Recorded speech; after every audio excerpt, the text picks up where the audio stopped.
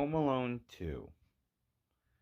When I compare it to Home Alone 1, especially now that I've watched them back to back because my daughter really, really wanted to watch more Home Alone, I'm just trying to convince her that we don't need to watch any more Home Alone films. Granted, I've only seen the third Home Alone, which has nothing to do with Kevin McAllister or, Harry and Marv. Um, but I haven't seen 4 and 5, which I know exist. Um, I gotta say, number two is a good time, but again, you compare the stories, number one is better. But if you want to compare the trap scenes and everything, two has the better traps, but they're unrealistic.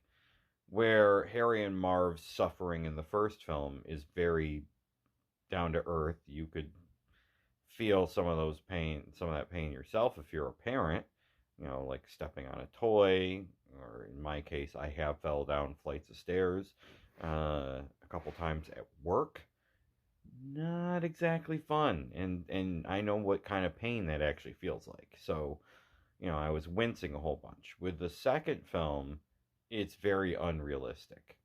The fact is, Harry and Marv would have died multiple times because of what Kevin did. Just alone the bricks thing, throwing the bricks from the top of like a three-story building down at somebody would most likely kill them, especially hitting them like three times in the face.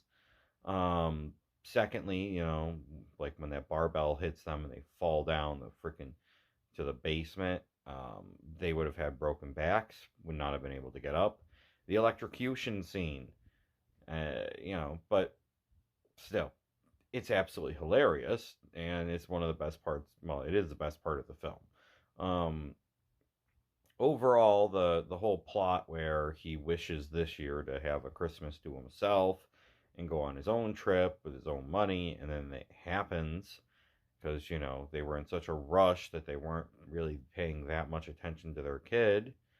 And look, I'm a parent. I have three kids, maybe not as many as all that situation going on, but I've had to rush. You always make sure you got your kid right next to you the whole time. I feel like one of the things that needs to be pointed out is maybe they're not the best parents in the world. Don't know.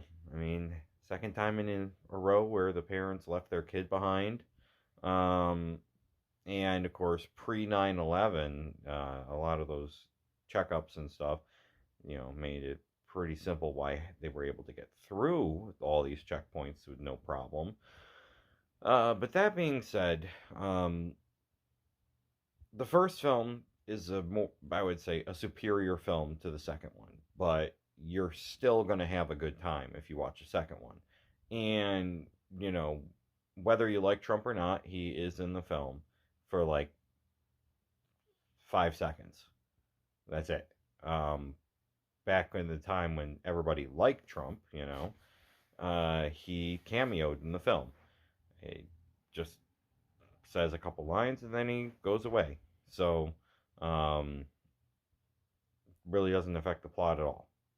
I know that some streaming services went out of their way to edit him out of the film, but I feel like don't don't change things for a modern audience. That's just no. Again, I get it. People don't like him. Some people do. He was in the film for 5 seconds. I think people should just be able to be like, whatever. Um, and one of the downsides is in this film, Harry and Marv have a much smaller role. They're in the film a little bit, and the whole thing is that um, if Marv didn't tell Kevin the plan, Kevin wouldn't have been able to stop them. And it's that simple. Because of him being an even bigger idiot than last time, and maybe it's because of all the trauma that he got from the last time. His brain isn't exactly all in the best place.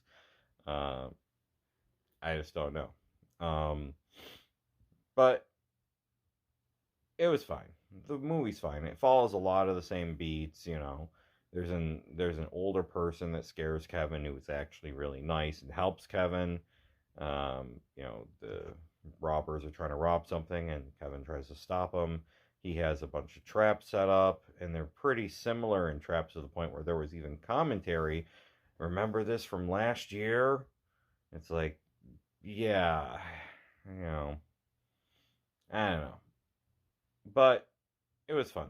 And I suggest, anybody to go and watch it. If you haven't seen them, they're good back to back Christmas films. And now that it's past Christmas, maybe I'll stop watching Christmas movies. Have a good one.